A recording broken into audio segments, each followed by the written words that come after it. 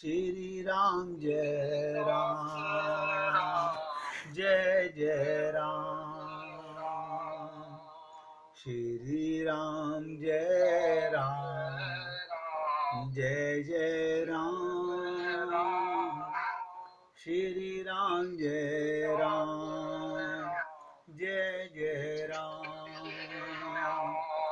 श्री राम जय राम, जय जय राम, श्री राम जय राम, जय जय राम, श्री राम जय राम, जय जय राम, श्री राम जय राम, जय जय राम।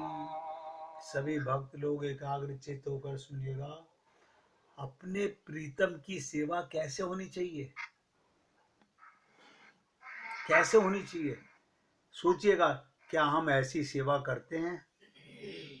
सुन लीजिए, शायद पसंद आए, शायद आपको पसंद आए। क्या मतलब? एक एक शब्द ध्यान दीजिएगा। एक गोपी कहती है, सखी मैं खाक में मिलना चाहती हूँ। एक गोपी कहती है, मैं खाक में मिलना चाहती हूँ। तो दूसरी गोपी ने पूछा, क्यों री पगली, तू खाक में क्यों मिलना चाहती है? बोली, खाक में मिलूंगी, फावड़े से खोदी जाऊंगी, गधे पर लादी जाऊंगी, पिटूंगी, रौंदी जाकर, थपकी चोटें खाऊंगी, आंच में तपूंगी, इतनी सब परीक्षाएं देकर नन्हा सा पात्र बन अपने हृदय का उपहार ले अपने प्रिय के अधरों तक पहुंचूंगी। बस। राधे राधे भैया। तो देखो, क्या हमारे मन में ये तन्मयता है? मैं आप सब लोगों से निवेदन करता हूं कि भगवान को प्रियतम की सेवा कैसी होनी चाहिए। कि गोपी का भाव है कि मैं खाक में मिलना चाहती हूँ, और आप और हम लोग इस खाक को ही इकट्ठा करने में लगे हुए हैं। हम किसी प्रकार भी भगवान के करीब, बस फिर चेतन होकर मैं उनका स्पर्श करूंगी, यानी अधरों से भी चिपटूं तो अपने कन्हैया के अधरों से चिपटूं, मुरली बनूं तो उसके अधरों की मुरली बनूं, मोर पंख बनूं तो उसके सिर के मोर पंख बनूं, रज बनूं तो उस रज की अंदर जा मिलूं जहां मेरे राधा और कृष्ण की लीलाएं रमण करती हैं। आप और हम लोग रोज शरणागति के ऊपर सुनते हैं। क्या हम लोग शरणागत हैं? आप और को हमको लगता तो है हम शरणागत हैं, लगता है। होने में और लगने में बड़ा अंतर होता है। क्या आपके अंदर अभी तक ये भाव पक्का हो गया है कि मैं भगवान का ही हूं? सोचिए।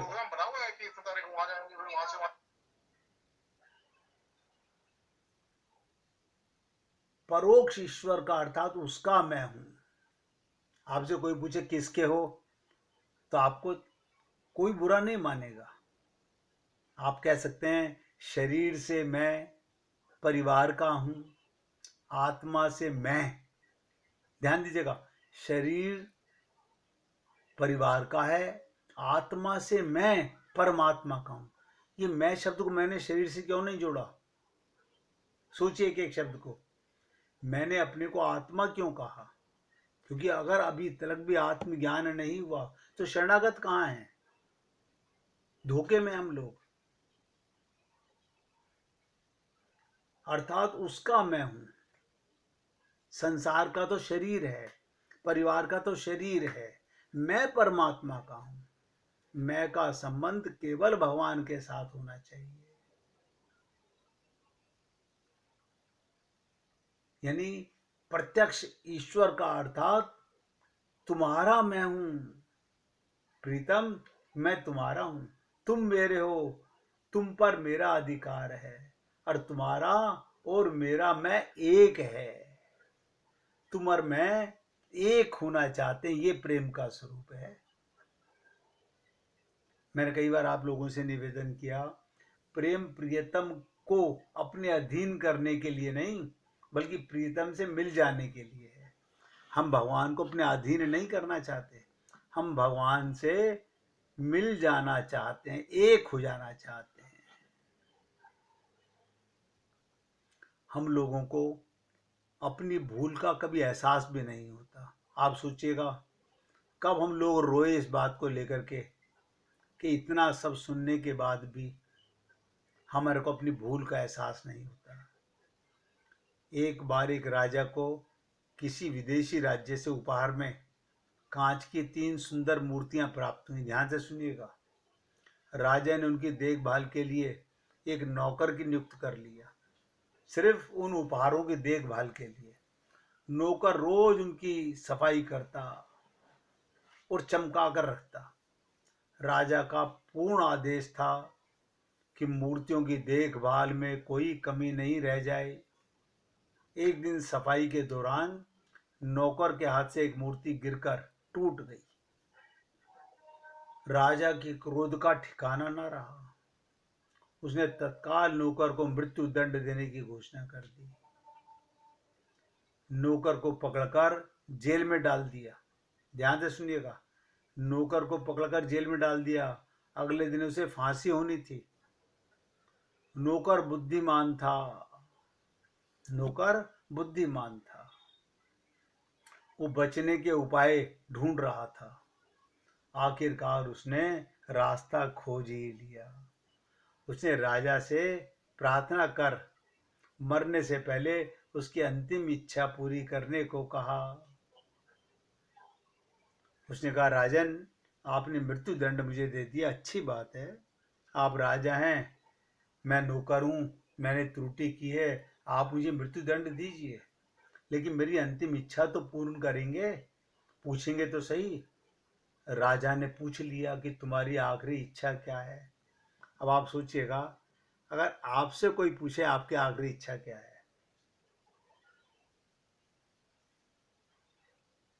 आखिरी इच्छा ही हमारी हर पल की इच्छा होनी चाहिए। अगर आप कहते हो भगवत प्राप्ति की इच्छा है, तो क्या 24 घंटे ये इच्छा बनी रहती है? नौकर ने क्या कहा, राजन, मरने से पहले मैं उन मूर्तियों को हाथ में लेकर जी भर के देखना चाहता हूं। एक एक शब्द ध्यान दीजिएगा। नौकर ने कहा, जिस मूर्ति के टूट जाने के कारण आज मुझे मृत्यु दंड मिल रहा है, मैं उन मूर्तियों को हाथ में लेकर जी भर कर देखना चाहता हूं। राजा ने इसकी अनुमति दे दी। उसके बाद उसे मूर्तियों के पास ले जाया गया। बहुत ध्यान से सुनिएगा, बहुत गहरी बात है, समझने का प्रयत्न कीजिएगा। उसने मूर्तियां हाथ में ली और दोनों मूर्तियां जो बची थी उन्हें फर्श पर जोर से पटक दिया। नौकर ने वो बाकी की दोनों मूर्तियां भी फर्श पे पटक दी। मूर्तियां चूर चूर हो गई। राजा ने जब ये सुना तो आपे से बाहर हो गया। उसने नौकर को बुलाकर उसकी इस हरकत के बारे में पूछा। नौकर ने जवाब दिया, महाराज, इसके पीछे कोई दुर्भावना नहीं है मेरी। मैंने तो ऐसा करके 2 लोगों की जान बचाने का काम किया है। आप किसी ना किसी को उनकी देखभाल के लिए फिर रखेंगे, और देखभाल के क्रम में उनसे भी कभी न कभी मूर्ति टूटेगी। आप फिर उन दोनों को मृत्यु दंड देंगे। लेकिन जब मूर्तियां ही नहीं रही, इसलिए 2 लोगों की जान मेरे कारण बच गई। मैं तो मरूंगा ही, मुझे तो आपने मृत्यु दंड दे ही दिया है। मैंने जीवन के अंतिम क्षणों में भी एक पुण्य कार्य करने की कोशिश की। अब सोचिएगा, नौकर की इन बातों से राजा को अपनी भूल का एहसास हो गया और उसने नौकर को क्षमा कर दिया। आप और हम लोगों को ऐसी कौन सी भूल है? हमें कौन सी मूर्तियां तोड़नी है? ध्यान से सुनिएगा। आपका ये मोह जो है, जिसे रामचरितमानस में कहा गया कि मोह सकल व्याधिन कर मूला, तिन ते पुनः उपजहि बहुसूला। ये एक रोग ऐसा है, हम सब के अंदर है, इसी से सारे रोग पैदा होते हैं, इसी से। लेकिन हमें इसका एहसास है ही नहीं। अब वो संत महात्मा कहते हैं कहते रहो, हमारा पूजा पाठ से काम चल रहा है ना। हमें कब ये एहसास होगा कि ये वो कैंसर का फोड़ा है मोह, जिसके कारण पुनरपि जननम पुनरपि मरणम। रामचरितमानस में ऐसे नहीं कहा गया काकभूषण जी ने कि मोह सकल व्याधिन कर मूला। सबसे बड़ी व्याधि यही है। लेकिन आप और हम लोग इस मोह को नहीं तोड़ना चाहते, इस मूर्ति को सजाए रखना चाहते हैं आखिरी सांस तक। एक बार मेरे बेटे को मेरे सामने ले आओ, मेरे प्राण निकल जाएंगे। अरे प्राण नहीं निकल जाएंगे, तेरे प्राण निकल के तू वापस वहीं आने वाला है, कहीं नहीं जाने वाला। ये सारे संत महात्मा चिल्ला चिल्लाकर हमें जो ये बात बता रहे हैं, मुझे तो ताज्जुब होता है। जो लोग कहते हैं हम अखंड रामायण करते हैं, सुंदर कांड का पाठ करते हैं। क्या पाठ करते हो? अखंड का मतलब तो कि मेरा अब अखंड संबंध भगवान से हो गया। अखंड संबंध। गुरु किस लिए जीवन में आता है? देखिएगा, पंडित जी ने आकर के हमारा विवाह करा दिया एक पुरुष के साथ में, स्त्री के साथ में, उससे हमारे शरीर का संबंध हो गया। एक गुरुजी आए जीवन में, उन्होंने क्या करा? हमारे आत्मा का हमें ज्ञान कराया और हमारा आत्मा का परमात्मा से संबंध, उससे विवाह करा दिया। हमने किया ही नहीं, गुरुजी कैसे कराएंगे? हम शरीर का विवाह निभाएं या आत्मा का विवाह निभाएं? यहीं पर हम लोगों की गाड़ी अटकी हुई है। अब ध्यान से सुनिएगा, हमें दोनों निभाने हैं। शरीर से संसार का सेवा करनी है और आत्मा से भगवान को प्यार करना है। ये कोई संसार के लोग तुम्हें आत्मिक प्रेम नहीं करते, ये तुम्हारा मन का भ्रम है। ये अपने शरीर से तुम्हारी से सेवा चाहते हैं, तुम इनके मन की कर दो, बस इनकी सेवा कर दो। लेकिन हम लोग मोह के कारण जन्म जन्मांतरों से यही समझ नहीं पाते। जब समझने का मौका आता है, जब कोई गुरु जीवन में आता है, तब तक बहुत देर हो चुकी होती है या हम पक्के घड़े हो चुके होते हैं। अब अपने को बदल नहीं सकते। अब आप कितना भी कहते रहो हमारा मोह तो है, हमारी ममता तो है, हमारी आसक्ति तो है, तो कोई बात नहीं। यही समझ लो कि मेरा अब कल्याण नहीं हो सकता, मैं अपना सत्यानाश स्वयं कर रहा हूं। बहुत से लोग पूछते हैं अब रामनवमी आने वाली है, अब जन्माष्टमी आने वाली है, आपको पता नहीं कि राम और कृष्ण तो कालातीत है। कालातीत क्या मतलब? जब वे हमारे हृदय में प्रकट हो जाएं, तब समझ लीजिएगा असली रामनवमी तभी है, तभी आपके जीवन में कृष्ण जन्माष्टमी है। हैं? नहीं, हम तो सुबह फास्ट करके शाम को भोग लगा के रात को 12 बजे आरती करके फलियार खा लेते, हो गई जन्माष्टमी। ये जन्म हो गया आपके हृदय में। नहीं, हृदय में थोड़ी होता है, हम मंदिर में जन्माष्टमी मना लेते हैं। बार बार हमको संत महात्मा चेता रहे हैं कि जीवो अपनी भूल सुधारो, लेकिन कौन सुधारे? वही लकीर के फकीर, वही करना है जो मेरे खानदानी रीति रिवाज चले आ रहे हैं। आप सोच लेगा, असली रामनवमी कौन सी, असली जन्माष्टमी कौन सी, असली राधा अष्टमी कौन सी। अब सपोज कीजिए रामनवमी तो आनी है मार्च अप्रैल के अंदर, और तुम्हारे हृदय में आज राम का संबंध हो जाए, तो तुम्हारे तो असली रामनवमी आज है, हो जाए, विवाह हो जाए भगवान के साथ में, तुम्हें पूर्ण ज्ञान हो जाए,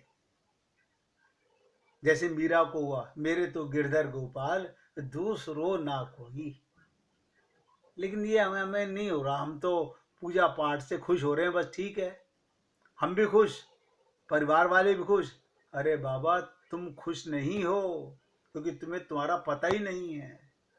फिर पछताए क्या होते है, जब चिड़िया चुग गई खेत। फिर जब कुत्ते बिल्ली गधे की योनि में आप और हम लोग जाएंगे, तब सोचा करेंगे कि पता नहीं कौन से पाप किए थे हमने। करेंगे, कर कुछ नहीं पाएंगे, भोगा करेंगे। उस समय ये हमारे बहन भाई हैं सब, जो नाली के कीड़े हैं, ये कोई बाहर के लोग नहीं हैं, हमारे संबंधी हैं। और जो गोलोक में, बैकुंठ लोक में, साकेत लोक में बैठे हैं, वो भी हमारे संबंधी हैं। अब आप सोच लीजिएगा, आप कौन से संबंधियों के पास जाना चाहते हो। जिन्होंने भगवत प्राप्ति की है उनकी तरफ जाना चाहते हो, या जो 84 लाख योनियों में भटके हैं उनकी तरफ आना चाहते हो। इसलिए मैंने आपसे निवेदन किया, राम तो कालातीत है, वो समय में नहीं बांधे जाते।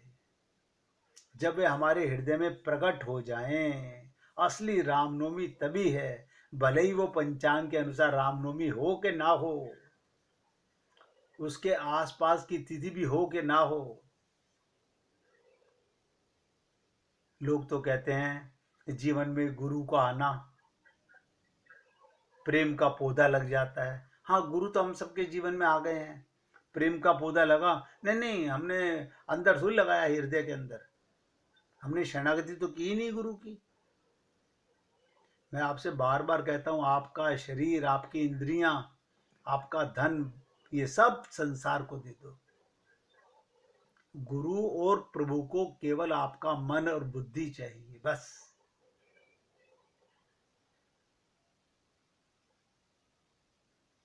हर रामनवमी हमें ये अवसर देती है कि ये हमारे साथ में है, और हम अपने प्रेम से प्रभु को प्रकट कर लें।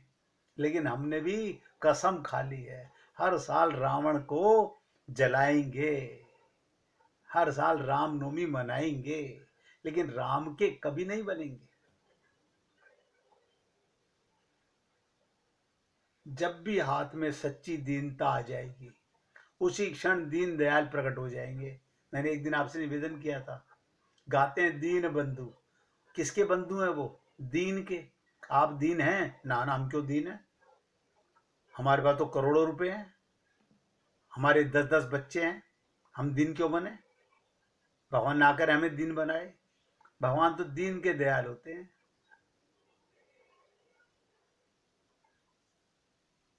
अभी तो हम लोग, सच्ची बता दूं, शिव के धनुष को तोड़ने में बाकी राजाओं के साथ लगे हुए हैं।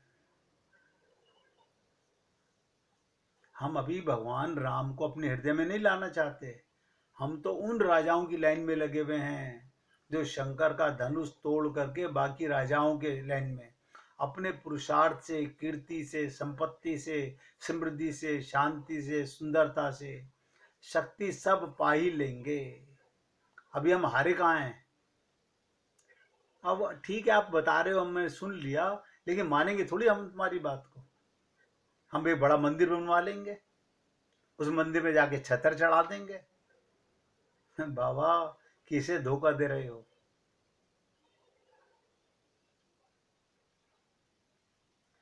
ये मंदिर, मस्जिद, गुरुद्वारे बनाने से भगवान नहीं मिलते, मन मंदिर में भगवान को अपना मानने से भगवान मिलते हैं। अभी तो मैंने कहा ना, भगवान शंकर का धनुष तोड़ने पे लगे हुए हम लोग के हमारे पास संपत्ति बहुत है, समृद्धि बहुत है, शांति बहुत है। अभी हम हारे कहाँ हैं? अभी तो ईश्वर आगे कहीं हमारे सब बने बनाए काम ना रोक दें। अभी तो किसी ने पूछा था, अभी हम भगवान को क्यों बुलाएं? आपने तरीका बता दिया, लास्ट में बुला लेंगे। अभी संसार की मौज कौन लेगा? भगवान आ गए तो संसार की मौज छिन जाएगी। हमें लगता है भगवान हमारे दिल में आ गए, हम भगवान के हो गए, तो हमारे सारे बने बनाए काम ना रोक दें। जब उसका काम होगा तब उसको भी बुला लेंगे। पहले हम वो तो कर लें जो हमारे किए से ही हो रहा है। एक एक शब्द ध्यान दीजिएगा। इतनी मेहनत करके जो संभव करा है उसका फल तो आने दो भाई। कितनी मुश्किलों में मकान बनाया, आप कह रहे हो कि अब भगवान का कर दो मकान। ऐसे कैसे कर दें? अपना नाम लिखवाएं कि भगवान का लिखवाएं? लोग कहते हैं अभी तो अपने पैसे का मजा ले लें, अभी तो अपनी जवानी का मजा ले लें। ईश्वर को भी परेशान करना निकट मिनट मिनट में क्यों? ईश्वर का समय भी आएगा ही। प्रेम तो हम करते ही हैं, रोज पूजा पाठ तो करते ही हैं। कोई शक है क्या इसमें? आप आगे हमारे घर में देख लो, कितने सुंदर हमने मंदिर सजा रखे हैं। अपने मन को भी जरा झांक के देखिएगा, वो कितना सुंदर है। हृदय का मंदिर झांक के देखिएगा कितना सुंदर है। इसलिए मैंने कहा कि दीनानाथ को पाना चाहते हो तो दीन बनना चाहिए। 1 मिनट कीर्तन कीजिए, फिर आगे चर्चा करते हैं। दीन बंधु दीनानाथ में